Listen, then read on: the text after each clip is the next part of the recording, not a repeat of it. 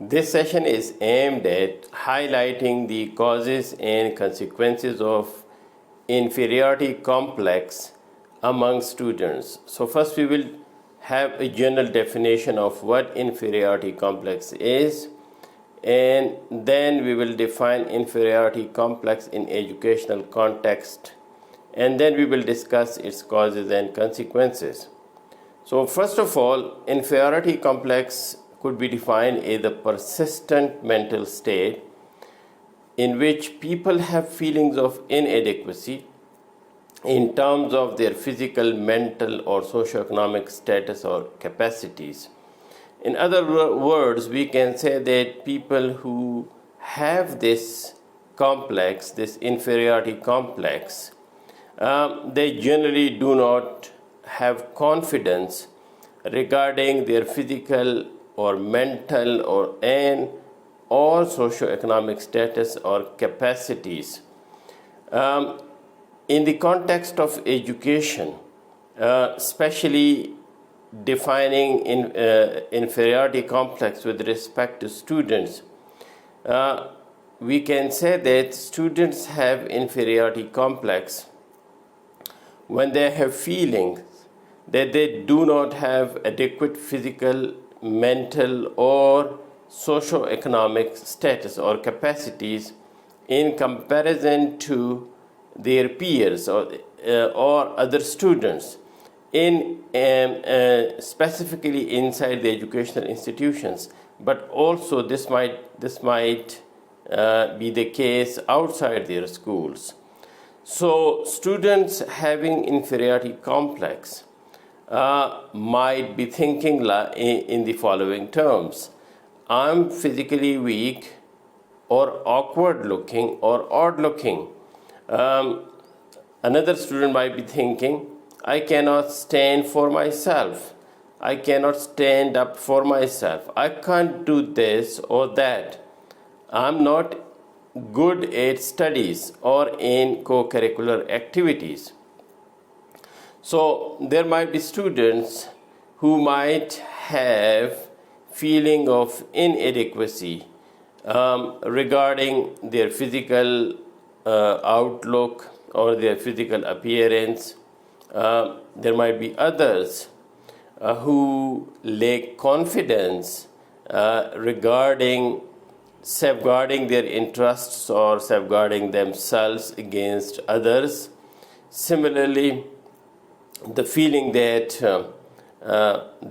they cannot do certain things that others can do, and the feeling that they are not good at studies, such as their lack of confidence regarding good grades in certain subjects in the curriculum, or in co-curricular activities such as in games or in other co-curricular activities. So if they have this feeling, we can refer to this as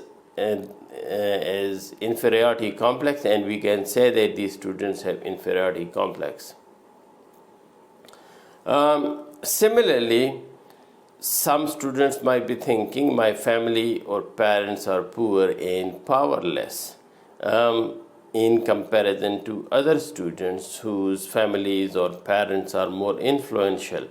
And so the students having inferiority complex might be thinking that their parents or families cannot do things that stronger families or richer families can do for their kids. And so this can lead to inferiority complex. Now,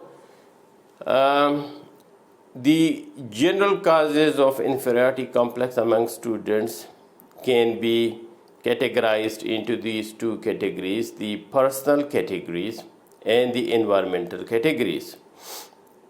The personal categories could be further divided into physical and mental. So inferiority is regarding the physical appearances of students, or inferiority is related to their physical abilities and skills and capabilities. And mental inferiority related to the mental abilities of students. And the second one, the environmental, includes factors that are school-based, and then there are factors that are home-based. In the school-based factors, students might have inferiority regarding, for example, regarding their capacities or abilities related to certain subjects and related to certain areas in which they think that others are performing better than them. Similarly, the teachers is another important factor that can affect the self-confidence of the students or self-esteem of the students, and that can lead to that can aid to the inferiority complex of such students. For example, certain teachers' behaviors or their teaching style might not be in line with the personality requirements of certain students, and so that can lead to the inferiority complex. In some cases, teachers might advertently or inadvertently prefer certain students over other students for several reasons, and so that can also cause inferiority complex among students. The other school-related factor could be the environment inside the classroom or outside the classroom. So the kind of classmates that such students might have. For example, there might be classmates who might be bullying these students or pressurizing these students, who might be physically or mentally tougher in comparison to the students who are suffering the inferiority complex, and so that can lead to this problem.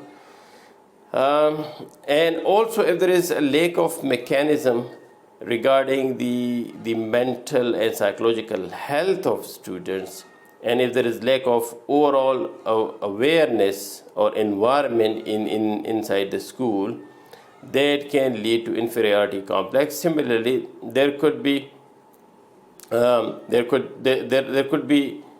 factors where students from particular backgrounds or from particular families are preferred, or they have like more interaction with the teacher, so that can lead to inferiority complex among the other students. Now, home-based environment, home-based factors are also important factors in terms of affecting the confidence or self-esteem of the students, and can lead to inferiority complex among students. For example, the socioeconomic conditions or status of the parents, the education level of the parents, the child and parent relationship, the involvement of parents in the level of involvement or non-involvement of parents in the education or schooling of the children. Similarly, the interrelationship of parents with each other could also be one of the environmental factors that can have an impact on the inferiority complex among the students. So these are generally the causes of inferiority complex.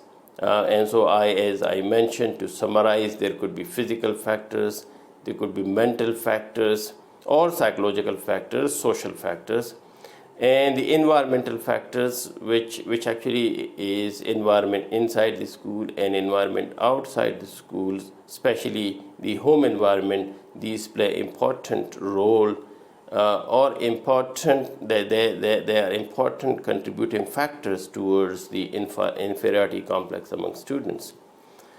Now the next is what are the general consequences of inferiority complex. So this is a list of, and this is not an exclusive list, but these are some of the main things that can happen if students are suffering from inferiority complex. So the top is low confidence. Generally, students who are suffering from inferiority complex will have lower confidence in comparison to others who have better confidence and who do not suffer from inferiority complex. Fear of the other, fear of failure, fear of maybe teachers or other peers or students, fear of the overall environment, fear inside the classroom or outside the classroom. These are the things that can happen to students who have inferiority complex. Deprivation. In many cases, students who are suffering from inferiority complex feel deprived, and they do not kind of feel, for them, the feeling is that they are excluded from the activities of inside or outside the classroom. Then this can lead to bullying.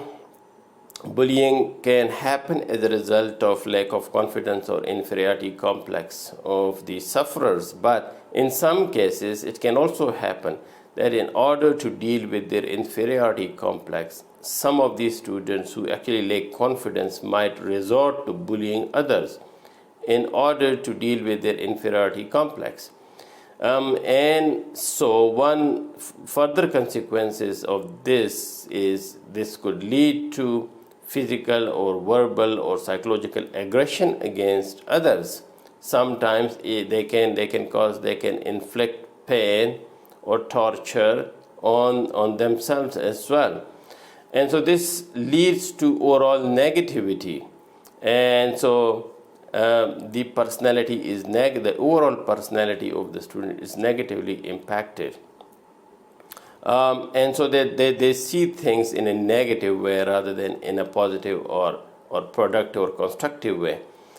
Again, this can lead to poor performance, poor academic performance, and performance in non-academic, or you can say the co-curricular activities. So performance in academic subjects can go down, their marks and grades can go down, and also their performance if they're taking part in co-curricular activities such as games and sports, their performance can be affected there as well. Besides this, lack of inferiority complex basically could also lead to physical ailments. So if they continuously feel pressured as a result of their inferiority complex, that can have physical consequences, and so their physical health and well-being could be affected. This could lead to several ailments as well, which might later on need medical attention if this happens persistently. And then disciplinary issues. So as I said in the beginning, that when they feel excluded, when they continuously feel like failed, and they feel that they are not doing things the way others can do those things, that can actually lead to disciplinary issues, again inside and outside the classroom, and in some cases that can even lead to dropout from schools because of disciplinary offenses that they can do as a result of their inferiority complex. So in summary, we can see that this is a serious issue that can lead to several very negative consequences for students, and actually can badly affect their physical, mental, and academic well-being. Now, we need to have, because of the negative consequences, the serious negative consequences of that can possibly come out as a result of inferiority complex, we need to also think about how to deal with the inferiority complex among students. So, who can do and what can be done? So, what can be done and who can do what we need to do in order to deal with the inferiority complex among students. So the first one among in the who category is the students, and then the school, and then the parents or community. So the students themselves, the students who are suffering from inferiority complex, and also the students who are not suffering from inferiority complex, both can play their role in helping dealing with the inferiority complex of students who are actually suffering from this. So the students who are suffering from this, they need to recognize that they are having this issue. And similarly, the students who are not suffering, they also need to recognize that students who are suffering from inferiority complex need to be assisted and helped out of this state in order to have an overall positive environment in the inside the classroom and outside the classroom. Then the school, which includes the teachers and the school administration and other students, need to do things about dealing with the inferiority complex of students who suffer from this.